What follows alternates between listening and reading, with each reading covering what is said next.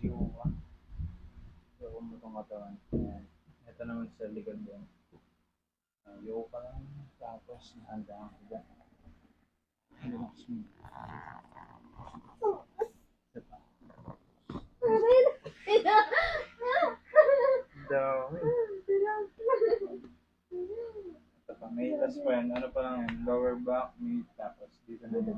Sa last. Upper back.